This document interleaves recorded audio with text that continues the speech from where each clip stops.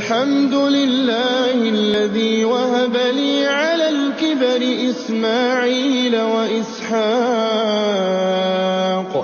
إن ربي لسميع الدعاء